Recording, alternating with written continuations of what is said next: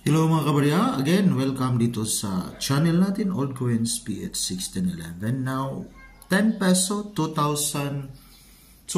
Ito yung bibigyan natin ng update itong klaseng barya na 2012. Now, isa lang klase yung 2012 na barya. Ito yung reverse 3B.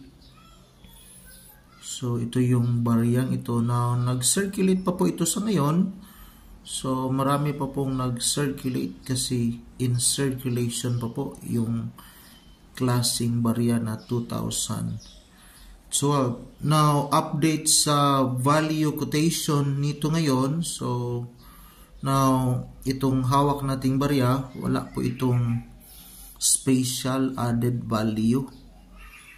So, 10 peso pa rin. So, face value pa rin yung updated nito. So, 10 peso.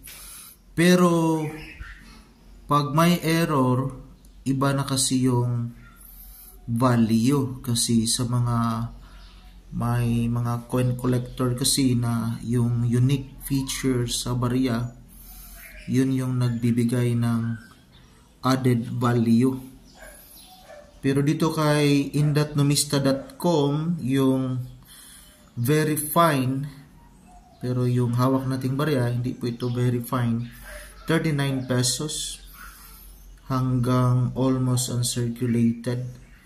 Yung may mataas lang nito na value, so mga baka may hawak kayo na barya na 2012, yung uncirculated nito, 212. Pero pag error, dito kasi may error. So, ipapakita ko sa inyo yung error. Halimbawa, itong barya na 2012. So, ito yung coin double die error. Yung year na 2012. Ito yung barya niya, 2012. So, klaro dito yung parang dalawang punch. So, ito yung una, nasa ilalim, ito yung pangalawa. So, parang nakita yata na hindi klaro. So, inulit. Tsaka ito yung 1 at 2. Iba sa original na barya.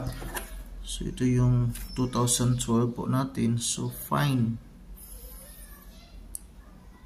So, Andres Bonifacio at Apolinario Mabini, 2012.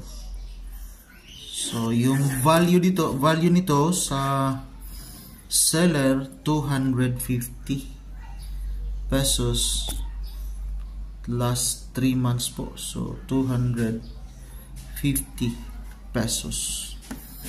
Pero, ito yung barya natin. So, wala itong added value.